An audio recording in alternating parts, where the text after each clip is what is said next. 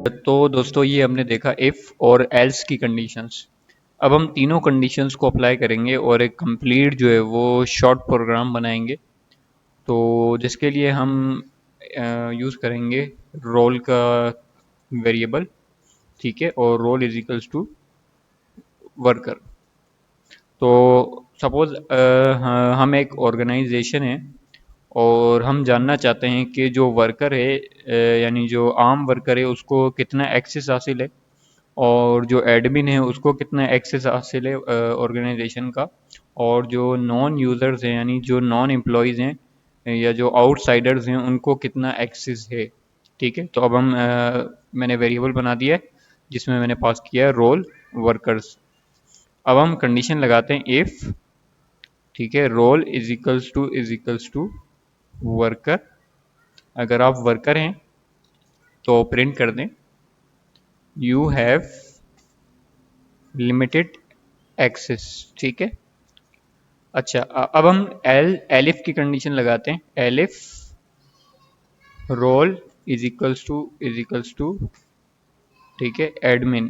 ठीक है, यानी अगर आप एडमिन हैं तो अब हम प्रिंट कर देते हैं यू हैव फुल एक्सेस। और इसके अलावा अगर कोई आप हैं यानी आप आउटसाइडर हैं तो यू हैव नो एक्सेस। ठीक है, तो अब हमने तीनों कंडीशंस यूज़ कर ली हैं। अब हम इसको रन करते हैं तो यू हैव लिमिटेड एक्सेस, क्योंकि अभी जो है वो वर्कर है तो अभी जो है हमारी ये वाली कंडीशन ट्रू हुई है।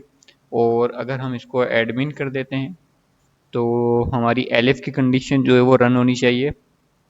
ठीक है, so you can see here.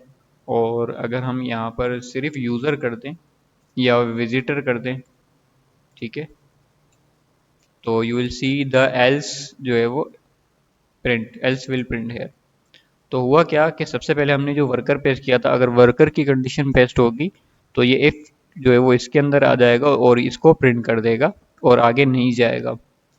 और अगर ये कंडीशन मैच नहीं होती तो फिर ये सेकंड कंडीशन की तरफ आएगा एलिफ। फिर ये ढूंढेगा क्या role is equals to admin है। अगर एडमिन होगा तो फिर इसको प्रिंट कर देगा, इस ब्लॉक को प्रिंट करके फिर एग्जीक्यूशन खत्म हो जाएगी। और अगर ये भी नहीं हुआ तो फिर जो फाइनल और लास्ट हमारे पास जो कंडीशन होती है वो एल्स की होती है। अच्छा, अगर हम चाहें तो एलिफ की एक और कंडीशन लगा सकते हैं, जैसे ठीक है elif role is equals to CEO. ठीक है, और इसको हम कर देते हैं यू हैव फुल्ली ऑथोराइज। ठीक है, तो इस तरह से हम मल्टीपल एलिफ की कंडीशंस लगा सकते हैं अपने कोड के अंदर।